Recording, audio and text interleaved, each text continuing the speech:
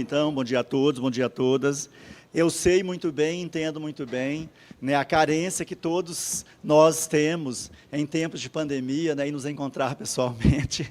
Então, eu sei que esse momento é um momento de encontro e reencontro para muita gente aqui, né, então, mas nós teremos a oportunidade de nos confraternizarmos ao longo do seminário hoje e amanhã. Sem maiores delongas, porque todos aqui têm, né, das autoridades convidadas para a abertura do evento, tem outros compromissos. Então, eu convido para compor a mesa a nossa presidente, doutora Maria Santíssima, a presidente da Amprev, a nossa procuradora-geral federal, doutora Adriana Maia Venturini, o nosso secretário de Previdência Social do Ministério da Previdência, doutor Adroaldo da Cunha,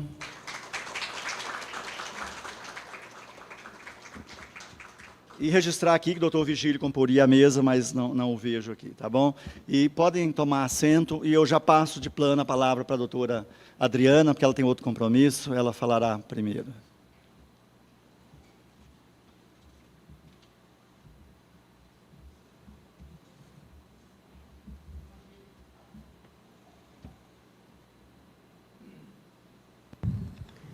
Bom dia a todos. Queria agradecer aqui a nossa presidente, doutora Santíssima, dizer que é sempre uma alegria estar na Amprev, uma instituição absolutamente relevante para a Previdência. E esses encontros, essas discussões, para a gente poder entender os porquês, são absolutamente válidas. Reconheço aqui muitos colegas importantíssimos para a casa, que vêm trabalhando nesses projetos há muito tempo. Uma honra estar compartilhando a mesa aqui também, o doutor Sebastião Faustino, que a PGF indicou, inclusive, como um dos representantes perante o Supremo Tribunal Federal para discutir as causas da litigiosidade. E gostaria de cumprimentar todos vocês, a quem está em casa, na pessoa do doutor Adroaldo da Cunha, nosso secretário da Previdência, do Ministério da Previdência Social também, grande parceiro. Quando a gente fala de Previdência, eu fico até constrangida de falar para os senhores, porque eu estou aqui pregando para convertido, ensinando o padre a rezar a missa, né? Na realidade, eu aprendo diuturnamente com os senhores. Mas, no que me compete, a gente quer fazer um papel de articulação, para poder falar a mesma língua, para a gente poder antecipar resultados possíveis. E o meu trabalho aqui é funcionar como um facilitador. Então, nesse sentido, vou anunciar algumas medidas e tentarei ser breve, já antecipo as minhas desculpas. Eu acho absolutamente deselegante chegar atrasado, assim, então, sempre que posso, eu sempre chego cedo, porque eu acho que o tempo de todo mundo aqui é valioso, detesto que me façam esperar. E eu acho também super deselegante sair mais cedo, porque a gente fala, e mais do que falar, a gente tem que aprender a ouvir, né? Só que hoje, infelizmente, no mesmo horário, o ministro Messias, junto com a ministra Esther, ministros de outras pastas, a gente vai estar lançando um trabalho que também é super importante para a administração, que é a revisão do Decreto 200, aquele que todo mundo estudou, muitos na faculdade, de 67. Ele é um decreto que já nasceu errado, porque era um decreto absolutamente vanguarda para a época, as discussões antecederam alguns anos antes da sua publicação, e ele foi publicado no auge do regime militar em 67, então ele já nasceu, de certa forma, limitado, e agora, em 2024, a gente está podendo sentar para discutir. Quem é da PGF, que representa todas as 166 autarquias e fundações, vê uma importância imediata nisso, essa dicotomia de administração direta e indireta, a questão do orçamento. Eu estava até conversando aqui com o doutor Adroaldo, o Instituto, a Fiocruz, ela produz e ela arrecada 7 bilhões de reais na venda de vacinas por ano. E esse dinheiro vai todo para o Tesouro, ela não consegue reinvestir nos seus laboratórios e fica amarrada naquela burocracia própria da administração num conceito de 67. Então, a gente está discutindo hoje, vai ter o lançamento daqui a pouco, e eu vou ter que sair às 9h55. Peço desculpa, senhores. Mas, voltando aqui para a questão da judicialização, o que a gente tem pensado em fazer? Em trabalhar junto. Na Agenda 2030, a ODS 17, ela fala da cooperação interinstitucional. E se nós ficarmos, cada um, dentro da sua caixinha, olhando o que está fazendo, a judicialização ela vai crescendo, ela vai atropelando a gente, e a gente não entende o porquê de estarmos aqui. Então, vou citar só algumas das ações que a PGF tem feito. E, quando eu falo a PGF, é um conjunto enorme de pessoas, é uma bagagem, são experiências que já vêm sendo trabalhadas há muito tempo, e eu tenho a sorte de estar à frente da casa agora, mas muitas dessas iniciativas começaram já há alguns anos atrás, antes mesmo da minha gestão. Em relação a saber os porquês, a gente tem, no contencioso específico, o Proestratégia. O Proestratégia é um caso de sucesso, tentar explicar ele aqui o mais rápido possível. É um diagnóstico da litigiosidade da advocacia pública em determinados tribunais. Nós começamos no STJ. Nós conseguimos, por uma parceria com a presidência do STJ e com todos os gabinetes da primeira sessão que julgam as causas de direito público, acesso a 100% do acervo relacionado à PGF. Em relação à matéria previdenciária, a gente conseguiu entender o que a gente estava recorrendo e não era necessário recorrer, ou seja, a jurisprudência já tinha se consolidado naquele sentido, e, nesse sentido, foram centenas de modelos e de orientações.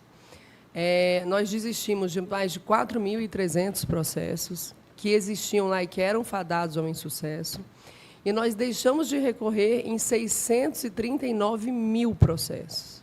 Ou seja, os processos que estão, hoje em dia, em curso no STJ, a gente tem a chance real de vitória, ou a gente precisa que seja pacificado para podermos adequar a orientação da administração. A partir da pacificação e da orientação e do diagnóstico desses processos, a gente conseguiu identificar várias teses que foram indicadas para serem afetadas e julgadas como representativos de controvérsia.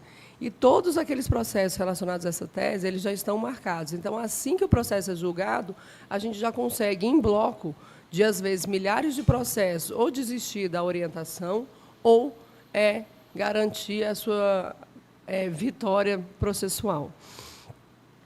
Para além disso, a gente tem que se comunicar com o nosso cliente, a Previdência, o Instituto Nacional do Seguro Social. Estamos institucionalizando também uma câmara de internalização, que é o consultivo contencioso e a administração sentarem para conversar e falar, olha, a jurisprudência ela está indo para esse lado, ela está consolidada nesse sentido, não adianta a gente ficar indo contra. A jurisprudência tem a teoria tridimensional do direito. Outro dia eu conversei com um colega, inclusive foi aqui, almocei ao lado dele, tive a oportunidade, a Amprev, ela sempre me traz boas surpresas, boas mentes e boas conversas, e principalmente boas reflexões, no sentido de que é uma fonte própria do direito também, tem uma contribuição absolutamente imediata à forma como os tribunais entendem a aplicação daquele direito. E a gente tem que ser ágil e internalizar isso da melhor forma possível. Então, para além de ter o diagnóstico, e a gente dá orientação para a base, a gente deixar de recorrer onde a gente não precisa, que é o Proestratégia, que agora está sendo implantado também nas regionais, a gente já está com piloto na 3ª e na 4ª região, a gente também vai ter um comitê de internalização para poder conversar com a administração e a gente chegar num consenso possível, porque, às vezes, a administração, ela entendendo como a jurisprudência está se formando, como o judiciário está vendo aquela questão, a gente consegue, às vezes, até chegar num consenso do que ficar no tudo ou nada e a gente agir a reboque das decisões judiciais. Um outro projeto também, que, inclusive, eu sempre digo que a mãe dele é a doutora Kedman, mas ninguém cria um filho sozinho, é o Desjudicializa Prev. Foi assinado esse mês que passou com o ministro Barroso. Foi uma cerimônia super linda, com todos os conselheiros do CNJ. É um espaço que a PGF, através da representação do Instituto Nacional do Seguro Social, está conseguindo, junto ao CNJ. E a gente listou 10 temas que eram responsáveis por 130 mil ações completamente fadadas ao insucesso.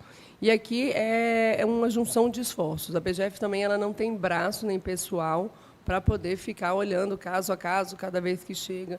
Então, a gente passou também, compartilhou essa responsabilidade com o Poder Judiciário.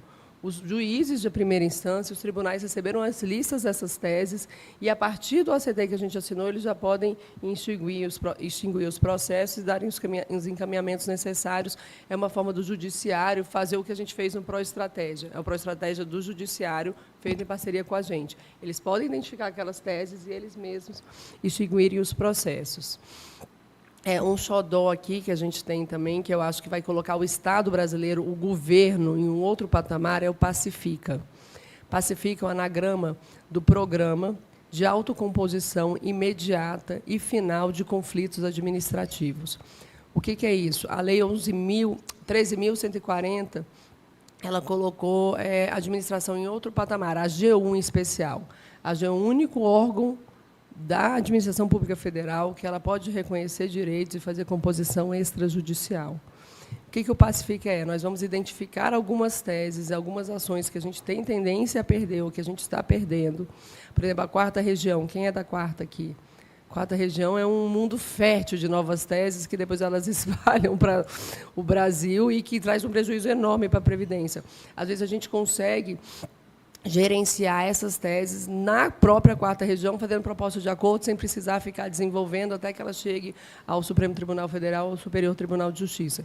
Então, a gente consegue, seja por uma questão de estratégia processual, para que a gente não tenha que discutir uma tese que nos é desfavorável e que não representa a realidade do Brasil em âmbito regional, seja por uma questão, às vezes, humanitária. A gente vê que aquela população está numa situação diferenciada e que ela precisa de um atendimento prioritário. Seja porque a administração ela quer dar uma resposta rápida para aquele cidadão que já teve o seu direito reconhecido judicialmente. E, principalmente, a gente quer que o dinheiro vá para a mão da pessoa em situação de vulnerabilidade.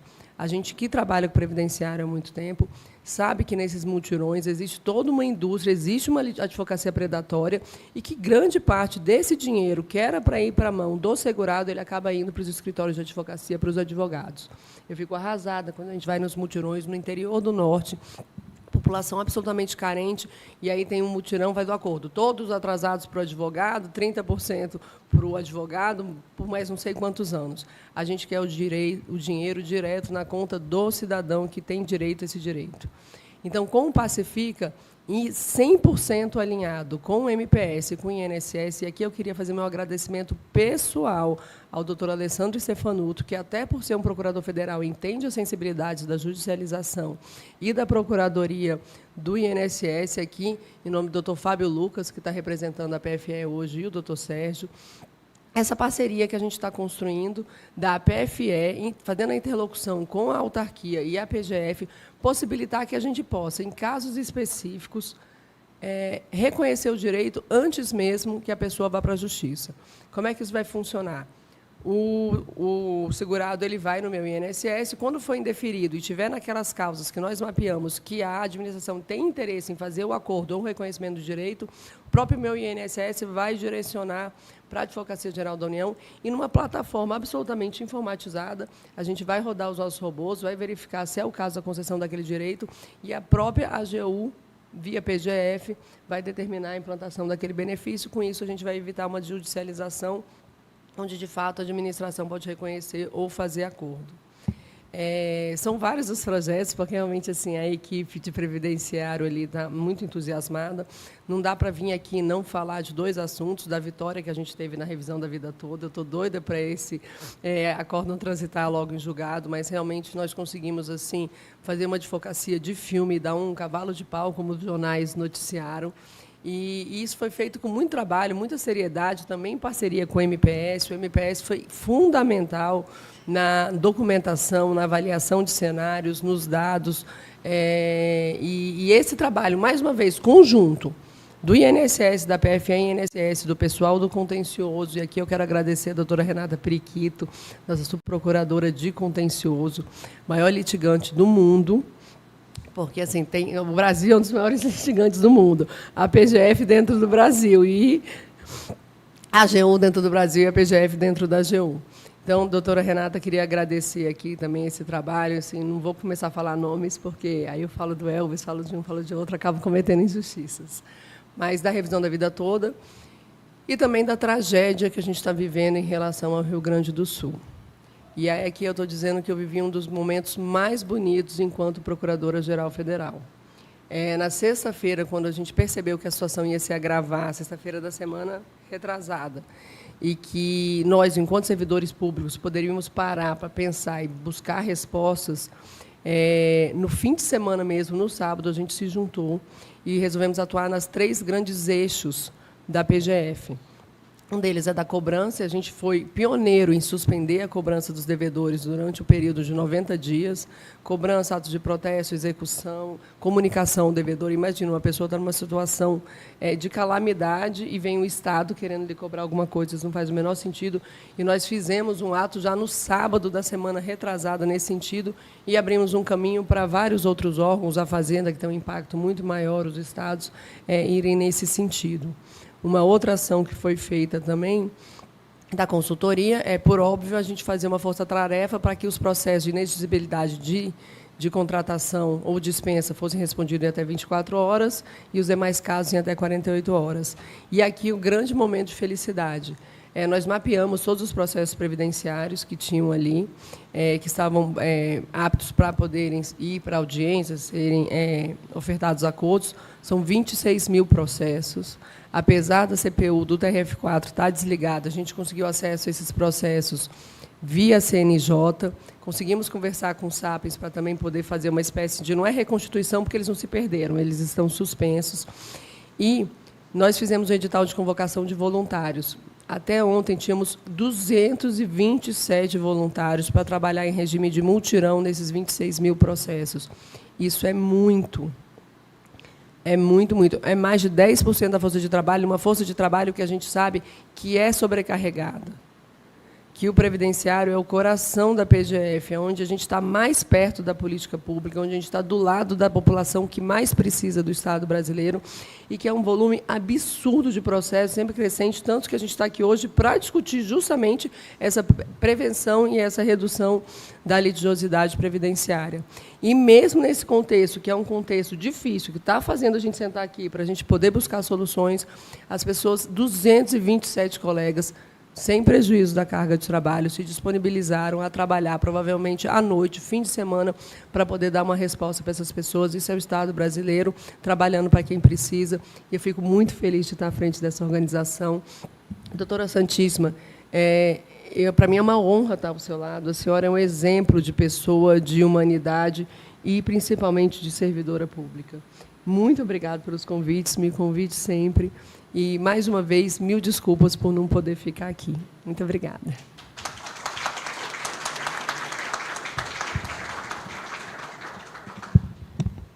Vou, nesse momento, apenas agradecer a doutora Adriana, em razão da pressa que ela está, e eu sei que ela tem um compromisso urgente. Pois não, doutor? Eu só quero convidar o doutor Fábio Lucas para sentar aqui à mesa. Tudo bem. Uhum. E dizer que o evento continua hoje e amanhã. E se, porventura, tiver um tempinho e quiser voltar a conversar, as portas aqui, a casa é sua, tá? Ok? Muito obrigada.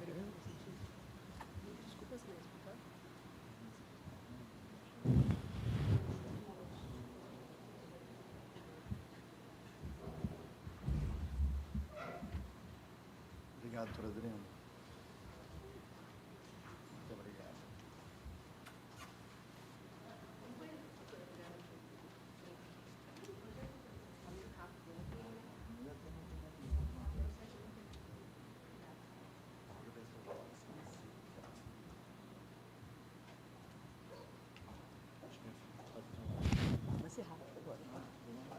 Quer passar?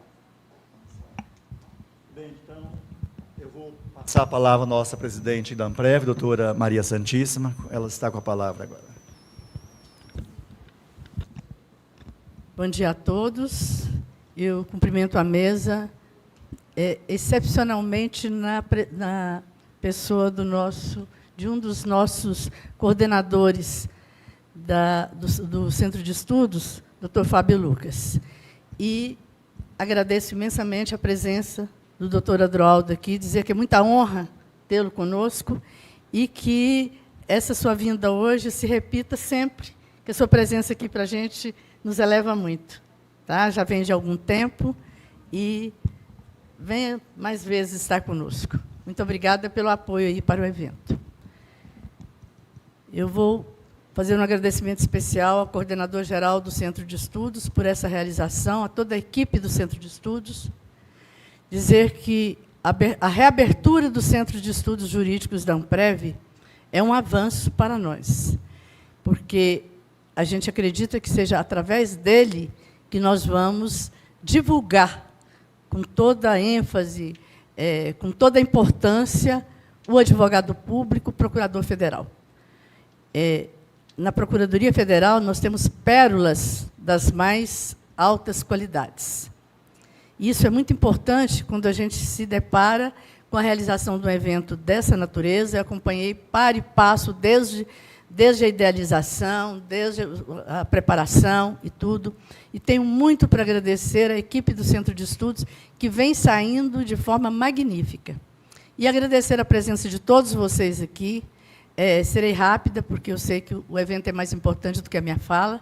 E pedir permissão para me ausentar, porque eu estou num outro evento também de interesse nosso, que é, hoje, a Jornada da Advocacia Pública, que está sendo aberta agora na UAB. E convidar a todos para, no final da tarde, estarem lá no Congresso Nacional. A expectativa nossa é que a gente tenha em torno de 1.000 advogados públicos ali, em busca da autonomia da advocacia pública. Cada um de nós temos consciência, sabemos o quanto que isso é importante para cada procurador, para cada advogado público. Bom curso para todos vocês, e eu estarei mais tarde aqui novamente. Um grande abraço a todos.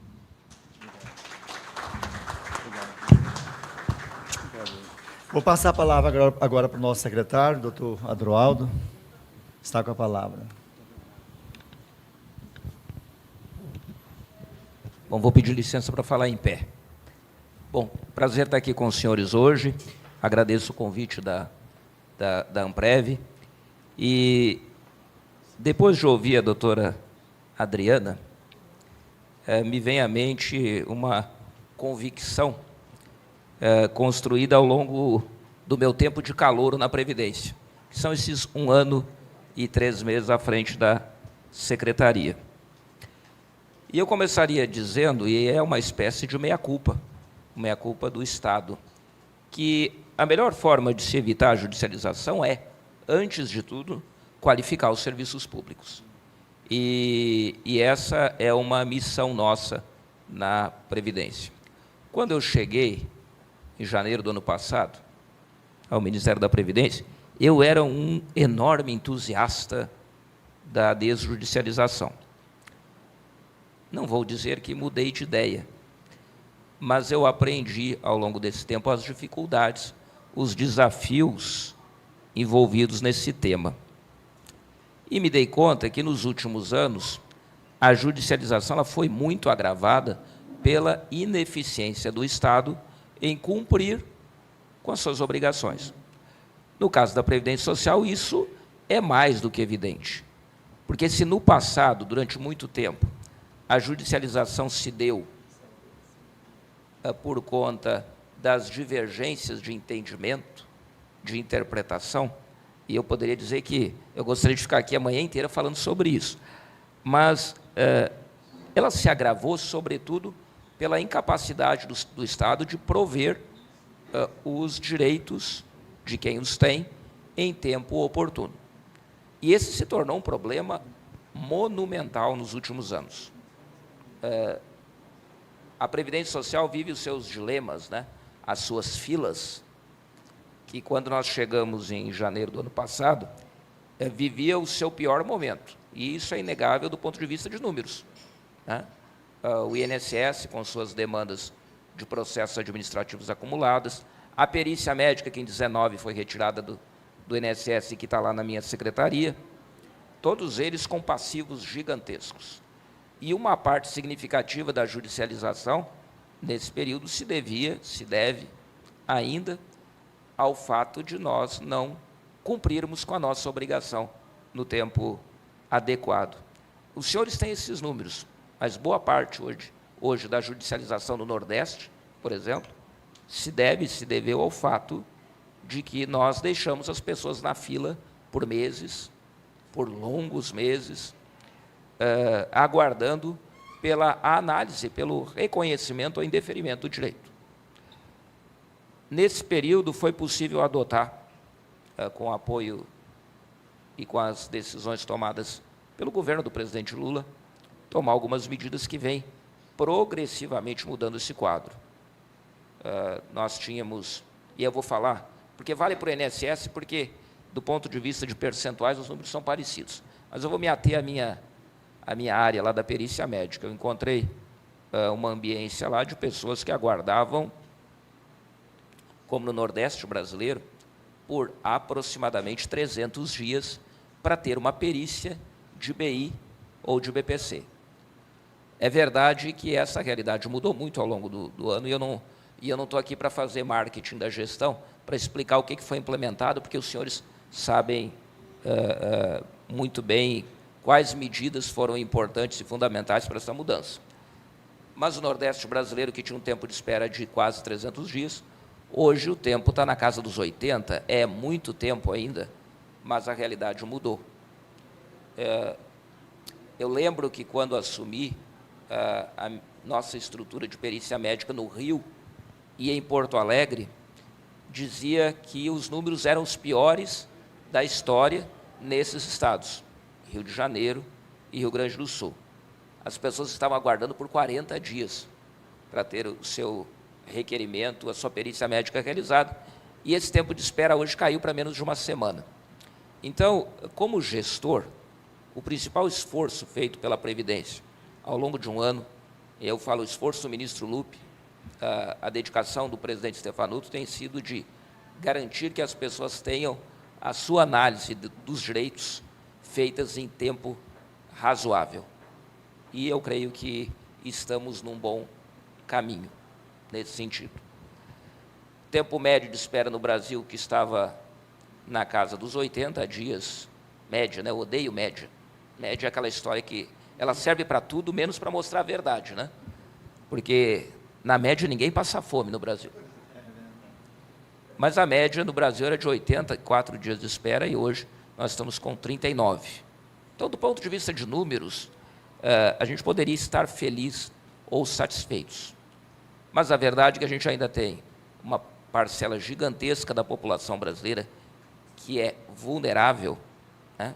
Lembrando que quem procura reconhecimento de direitos pelo INSS, em boa parte dela tem uma condição vulnerável, ainda está muito aquém a atuação do Estado do que nós precisamos entregar. Então, o esforço que tem sido feito é tirar da Procuradoria, dos advogados públicos que atuam no INSS, a responsabilidade ou o peso a mais de ter que litigar no judiciário por conta de ter que defender o Estado, por o Estado demorar a cumprir a sua obrigação. Trabalhamos para que se volte o tempo e que se discuta teses, né? Por mais ativistas que sejam, como as do TRF4. Né? Mas eu acho que a gente volta para um espaço que é o adequado, que é a discussão exatamente do que é o direito, do que diz a lei, do que o servidor do INSS e o perito médico, quando faz uma análise que resulta numa decisão, o que ele precisa aplicar, né? E também as diferenças que há quando isso se dá no âmbito do judiciário, que obviamente tem uma outra gama de alternativas, né? Costumo dizer muito em alguns debates, o servidor do INSS, ele tem que se ater ao que está na lei. O judiciário tem a prerrogativa legítima de, inclusive, afastá-la, né? Eu volto ao começo, quando eu disse que, no início, lá atrás, eu era muito mais entusiasta da desjudicialização. Talvez porque enxergava como uma solução mágica. E não é. É um trabalho árduo, longo, e, às vezes, eu acredito que para os senhores também, porque, ao longo do tempo que eu estou lá, eu já tenho algum nível disso, de frustração, em muitos momentos. Como eu disse, eu gostaria de ficar aqui a manhã inteira, porque ia falar mais mal do TRF4, ia falar que o judiciário gosta muito de acordos, né, que viram depois piso, né, para novos acordos no futuro, que se celebra um acordo e anos depois ele já não é mais aquela média construída e decidida, ela vira um piso para novas reivindicações. Então, o tema é desafiador por todo lado. Mas eu não estou aqui hoje, não fui convidado para para discutir com vocês ao longo do dia o tema. Eu estou aqui mesmo hoje para, em nome do Ministério da Previdência, saudar o trabalho realizado pelos advogados públicos, pelos procuradores, sobretudo os que atuam no INSS. Sabemos que vocês são poucos para a demanda existente, e é por causa disso que a gente reclama o tempo inteiro, né? Sempre que uma decisão desfavorável é tomada, é muito fácil para o gestor culpar os advogados, né? Com aquele discurso, nos defenderam mal, né? Mas a verdade é que o trabalho dos senhores, ele é fundamental para a saúde do sistema. E eu termino dizendo que nós temos no Brasil complexo de vira-lata em quase tudo que realizamos. Esse período que eu estou na secretaria, eu tive algumas poucas oportunidades, exatamente porque o ano passado era um ano para rejeitar convites para eventos, sobretudo internacionais, porque tinha que meter a mão na massa e trabalhar. O Brunca me representou muito mais em eventos internacionais do que eu fui. Ao todo, acho que os meus diretores fizeram umas 10 viagens, enquanto eu fiz uma só. Mas eu digo isso para lembrar um episódio. Eu participei de um evento da OIS, da Organização Ibero-Americana de Seguridade Social, bem no início da gestão. Quando eu saí para viajar, o Benedito Brunca disse, olha, você vai ser tratado nesse evento como um rei. Obviamente que eu levei na brincadeira. Era o primeiro evento da OIS pós-pandemia. E eu entendi, no primeiro dia do evento, o recado do Brunca. É que não era o Adroaldo, não era o secretário de Previdência, não era o Ministério da Previdência, era o Brasil. O Brasil é referência no mundo em seguridade, em previdência. O nosso modelo é pujante, é gigante, é saudável, mesmo com todas as mazelas. E eu digo isso por ouvir, ao longo de 3 dias, o nível de admiração, respeito e desejo de aprender como fazer igual, não apenas de mais de 20 países da América Latina, mas de países como Portugal e Espanha, que enxergam o nosso modelo como impressionante, inacreditável e invejável. A nossa Previdência Social, e os senhores são parte desse processo, ela é a maior do mundo. Ela é a maior do mundo não só em números absolutos, o que pode-se dizer, mas é que o Brasil é um dos países mais populosos do mundo, então os nossos números são gigantescos. Mas não é só em números absolutos, é em números percentuais. O que nós oferecemos de cobertura previdenciária, eu não estou falando do assistencial, de cobertura previdenciária, hoje no mundo não tem nada igual. Não tem.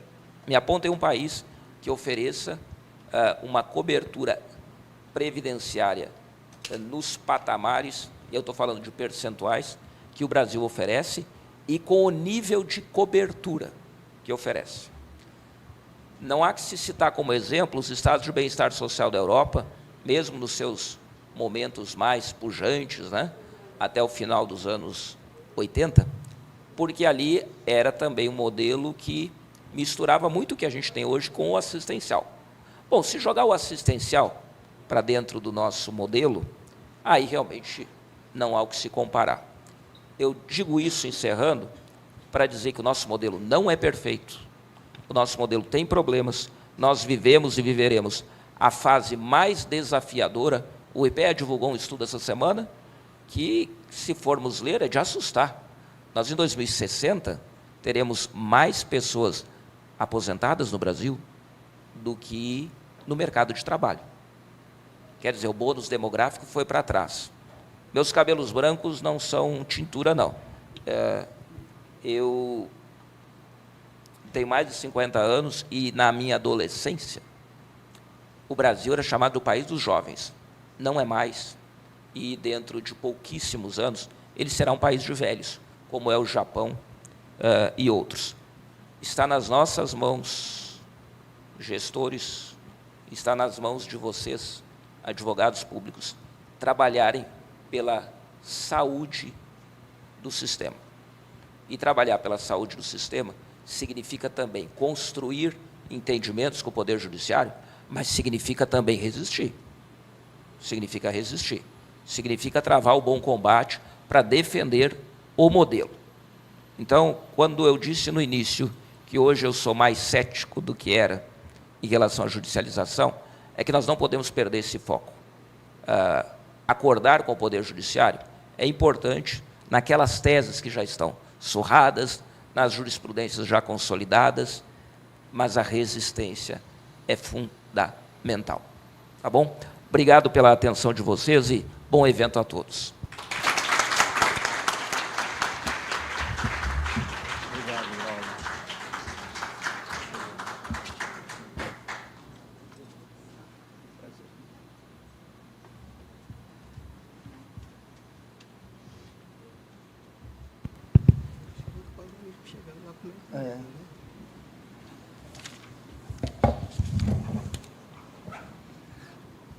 Vamos ouvir agora o nosso subprocurador-geral do INSS e também é diretor aqui no Centro de Estudos, ele coordena toda a parte de editoração, doutor Fábio Lucas, eu passo a palavra para ele agora.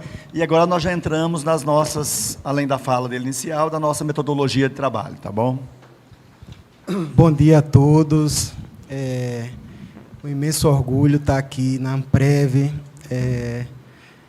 nessa manhã de hoje, sob a direção aqui do Sebastião, dileto amigo, no Centro de Estudos Jurídicos, né, e com abertura com a nossa Procuradora-Geral Federal.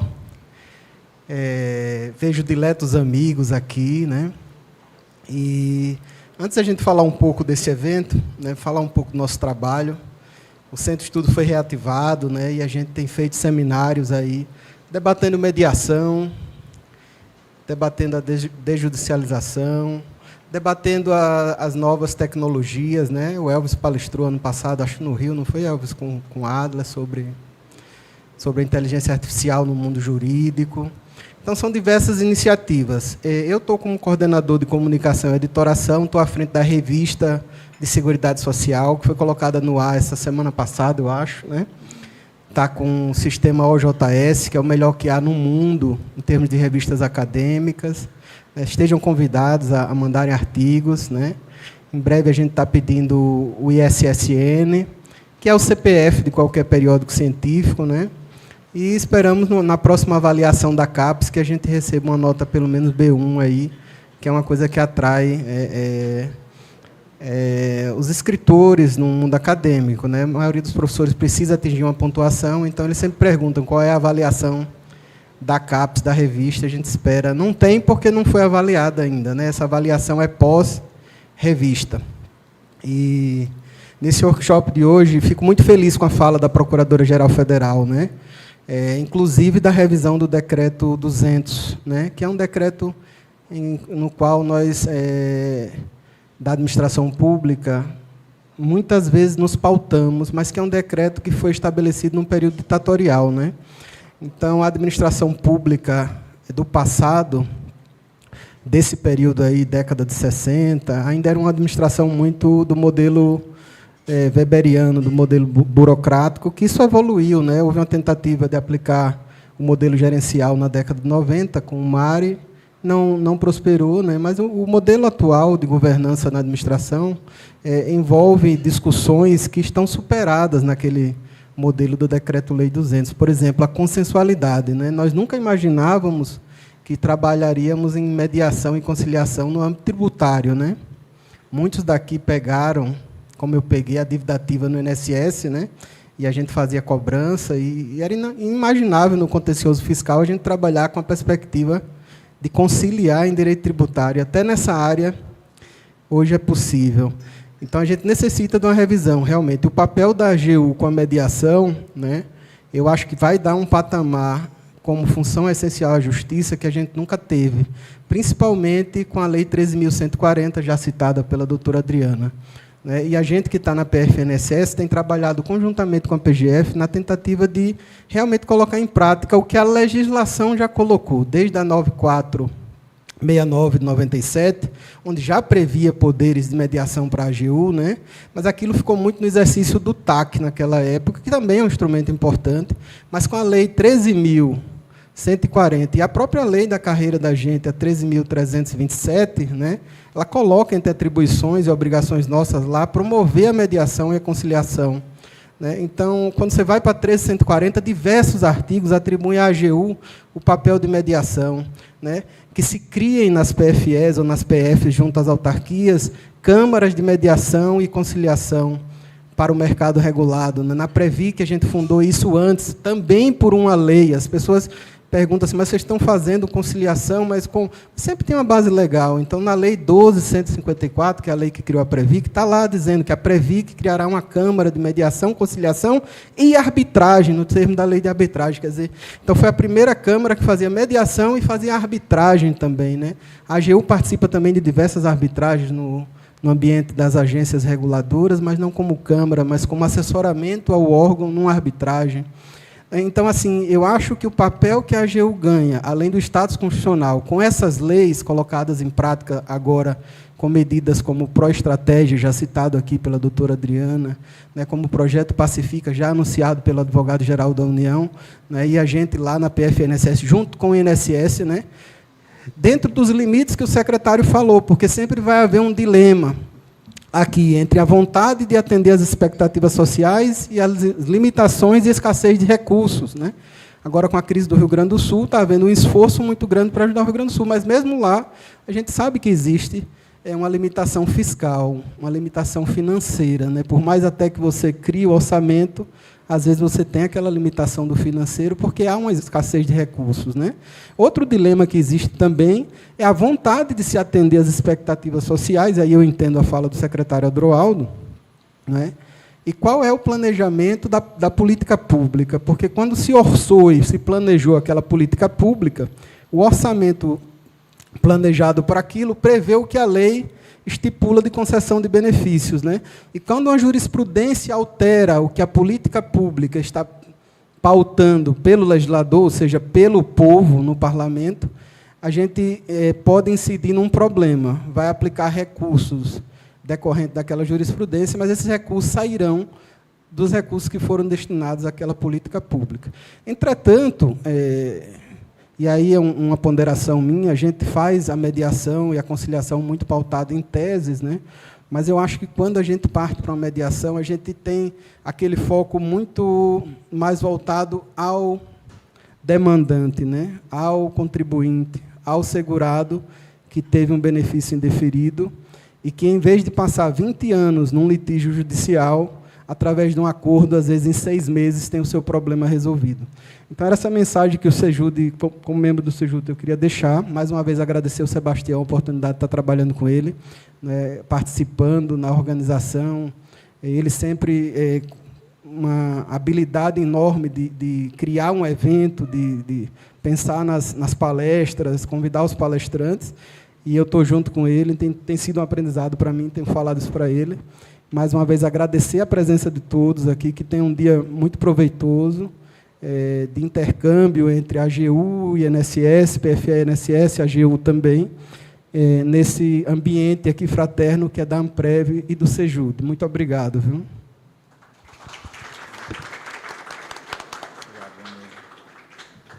Bem, pessoal, continuando, nós já estamos agora entrando já no nosso workshop. Você pode ver que a fala minha e do Fábio está aí no programa, tá? Já não está usurpando o tempo nem a fala de ninguém.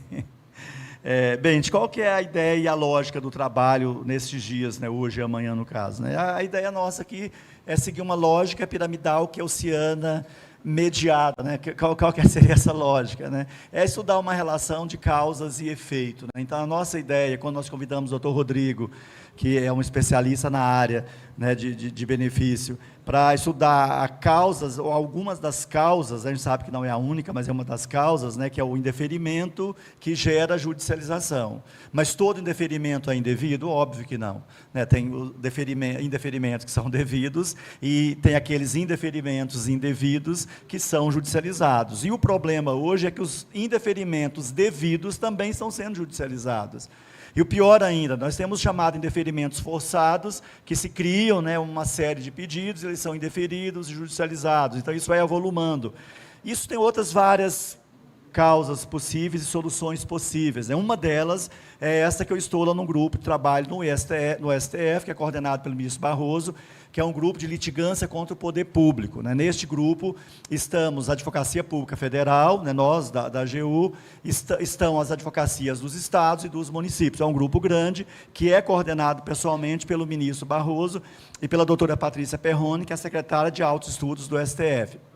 Bom, ali também nós estamos levando que existem outras causas danosas e gravosas, por exemplo, a justiça gratuita.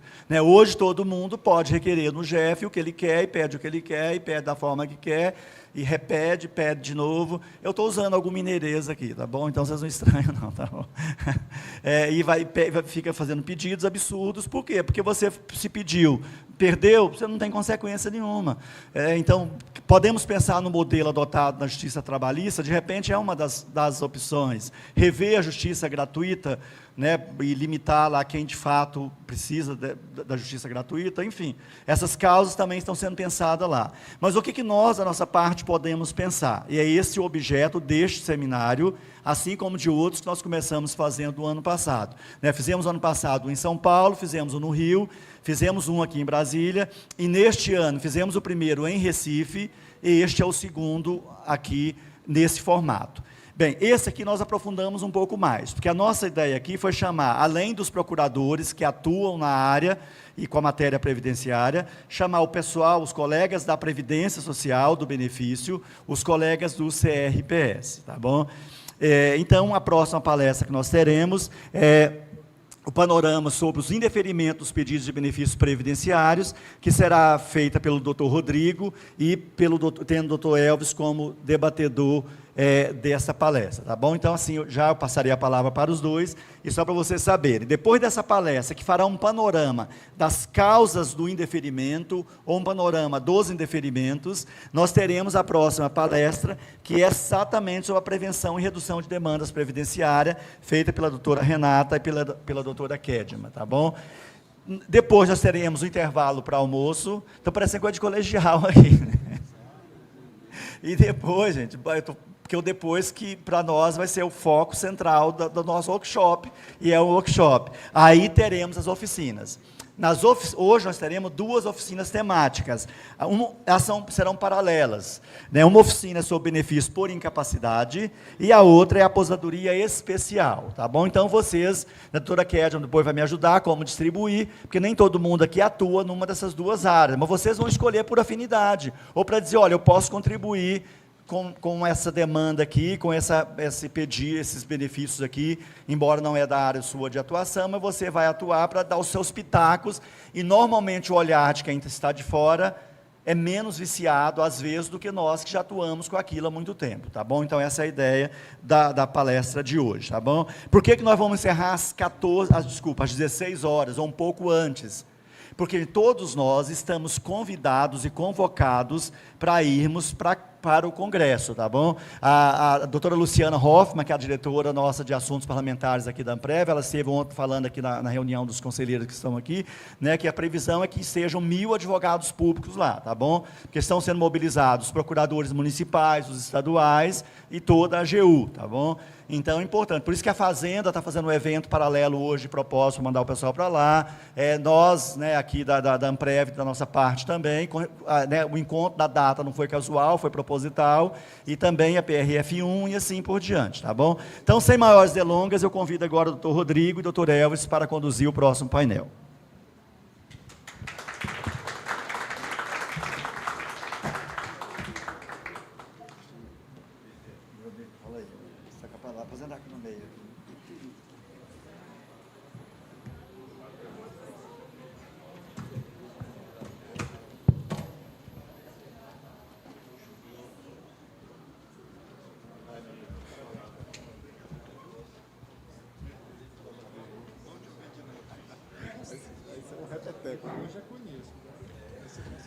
Bom, muito bom dia a todos, a todas.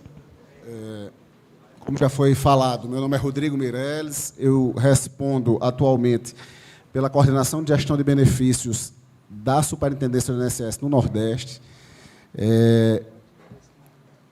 representando também a diretoria de benefícios do INSS, doutor André Fidelis, e o doutor Giovanni estariam aqui, mas em razão de choque de agenda não foi possível, mas nos auxiliaram, participaram da construção do que a gente pretende apresentar aqui. Nós já tivemos uma oportunidade de uma primeira conversa com alguns que estão aqui, lá no evento da Amprev, em Recife, né? Foi bastante interessante. Agradecer ao doutor Sebastião pelo convite, dizer que é uma honra estar num espaço como esse, né? Enquanto gestor da área de benefícios do INSS. Bom, o tema que foi inicialmente que nos foi proposto, né, é tratar sobre a questão do indeferimento administrativo das questões previdenciárias enquanto um vetor, um aspecto muito forte da judicialização, né? Mas trazendo um olhar administrativo, um olhar da área de benefício do INSS sobre essa problemática, né?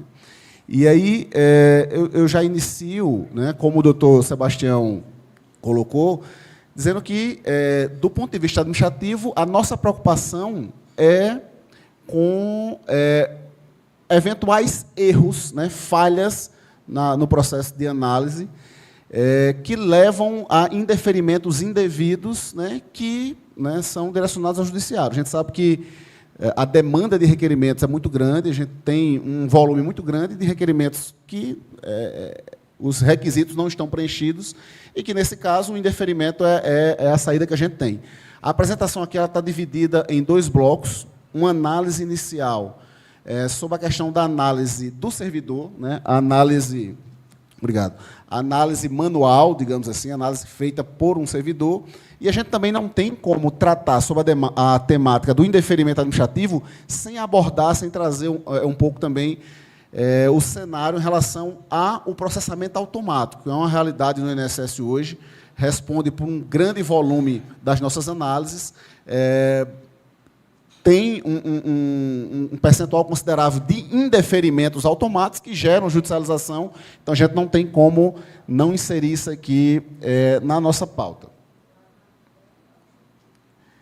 Então, situando, né, o debate não é sobre indeferimento, mas sobre eventuais erros desse indeferimento. E aí, um primeiro questionamento, né, qual o percentual de reversões judiciais de decisões administrativas que decorrem realmente de erro administrativo, né? Eu acho que iniciativas como essa são fundamentais e a aproximação cada vez maior entre o INSS, a área administrativa da Procuradoria, é fundamental na construção e no amadurecimento desses dados, né? Enquanto área administrativa, por exemplo, eu não sei a nível de diretoria, né, o diretor poderia falar um pouco melhor, mas eu, enquanto área tática da instituição, da superintendência, a gente não tem um feedback muito claro sobre essa questão, né? Qual é o percentual das reversões que decorrem de erro. Pessoalmente, eu poderia agrupar as decisões judiciais que revertem as decisões administrativas em 2 grandes grupos, de forma genérica, né? A gente tem as situações em que essa reversão decorre de uma divergência de entendimento, né, entre o INSS e o entendimento predominante no judiciário, que eu acho que é fruto dos debates que terão aqui nas palestras seguintes, dessa discussão da internalização, mas, no contexto atual, enquanto área administrativa, se eu tenho o servidor aplicando corretamente a norma administrativa, mas que isso tem um entendimento diferente no judiciário, né, no dia a dia, o nosso foco ela está mais voltado para a segunda classe de situação, que é o erro propriamente dito, ou seja, é a aplicação indevida do servidor ou, eventualmente, da própria automação da norma posta. Então, a gente tem esses 2 grandes blocos, né, de reversões das decisões administrativas no judiciário, e eu acho que depende desse avanço de discussão, de internalizações, de ajuste da norma, e o outro depende mais do esforço interno da administração, de qualificação dos servidores e dos processos para melhoria. E aí, né, essa primeira questão. Qual o feedback que a área de benefício do INSS tem sobre essas reversões judiciais? Eu acho que é uma falha que a gente precisa avançar, né? O INSS tem essa instância revisora de quase 100% do seu indeferimento, que é o judiciário, e a gente tem muito pouco na área administrativa, muito pouca internalização desse feedback. O que é que dos nossos indeferimentos está sendo revisto lá, né, por áreas, por temas, por causas? Acho que é algo que fóruns como esse são fundamentais para a gente amadurecer em como avançar.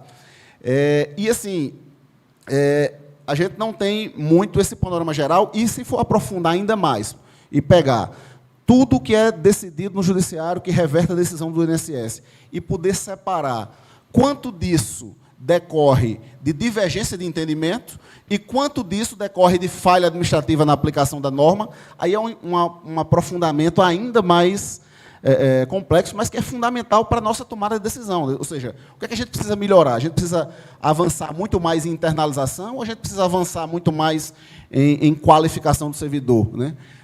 Eu até tenho uma proposta para depois amadurecer junto à diretoria. Nós temos um programa, vou falar aqui daqui a pouco, interno de verificação da qualidade das nossas análises, né? A gente supervisiona uma quantidade de processos periodicamente e talvez, né, se a diretoria entender que é viável, para poder ter uma visão mais clara sobre quanto dessas reversões, pelo menos estatística e percentualmente, decorrem de erro e quantas decorrem de outras causas, talvez a gente pegar uma amostra e submeter esse processo de supervisão, uma amostra específica de benefícios concedidos judicialmente. A gente pegar tudo que foi concedido judicialmente numa determinada competência e supervisionar uma amostra dos processos originários que geraram essa concessão para ter, a partir desse resultado, numa visão administrativa, quanto daquilo decorreu de erro e quanto não. Houve uma aplicação adequada da norma e a reversão decorre de um entendimento diferente no judiciário. E aí eu coloco a questão, o erro administrativo existe? Bom, o INSS tem consciência, a sua área de benefícios, de que ele existe, a gente tem muito o que avançar nessa área.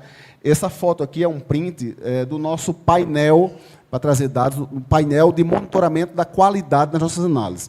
É o resultado desse programa de supervisão. O INSS, bimestralmente, supervisiona uma quantidade X de processos. Essa supervisão é feita por servidores específicos, treinados, qualificados para esse acompanhamento. E esse painel é um resumo geral dessa supervisão. Então, quais os dados que ele apresenta? Esse dado aqui é nível Brasil. Das supervisões realizadas, e aqui a gente está falando de aposentadoria, salário, maternidade, pensões, auxílio de reclusão, não entra aqui o benefício por incapacidade. O INSS não avançou ainda na supervisão do benefício por incapacidade. Mas de tudo que foi supervisionado, né, até essa data, esse é um dado aí de 3 semanas atrás, em 80,8% dos casos, o supervisor ratificou integralmente a decisão daquele processo, né? E em 92%, ele ratificou a decisão. Qual a diferença dos 80% para os 92%? Nos 80%, ele ratificou integralmente, mas na supervisão técnica, há uma saída para o supervisor que ele ratifica a decisão, ou seja, aquela concessão ou aquele indeferimento, eles estão corretos, porém, ele identifica a necessidade de saneamentos no processo que não foram realizados pelo servidor e ele encaminha para que aquele processo seja revisto. Então, esses 12% que diferenciam a ratificação integral da ratificação não integral é justamente essas situações em que há uma ratificação da decisão, a concessão está correta, o indeferimento está correto, mas eu preciso corrigir. Então, eu tenho aí 19,2% de processos que foram supervisionados e foi identificada uma necessidade de revisão, mas quanto ao mérito da decisão, né, a impossibilidade de ratificar a decisão de concessão de deferimento, apenas 8%. E é importante registrar o seguinte, que esses 8% de não concordância com a decisão, ele não necessariamente indica que aquela decisão precisa mudar. É uma situação em que o supervisor analisa aquela concessão administrativa e, pelo estado do processo, no momento da supervisão, não é possível a ele ratificar aquela concessão ou aquele indeferimento. Ele encaminha para que o servidor que fez aquela análise ele promova correções e saneamentos no processo, e essas correções e saneamentos poderão resultar na manutenção da decisão ou não. Esse aqui é o cenário geral. Quando a gente avança para pegar só os benefícios concedidos, a supervisão só do que foi concedido, a gente identifica que o INSS concede relativamente bem. Então, de tudo que foi supervisionado, de processos concedidos, a gente tem 2,6% de não ratificação da concessão, né? 2,6% de situações que houve a concessão, mas que o supervisor ele não teve condições de ratificar ali a necessidade de saneamento, que pode manter aquela decisão ou não.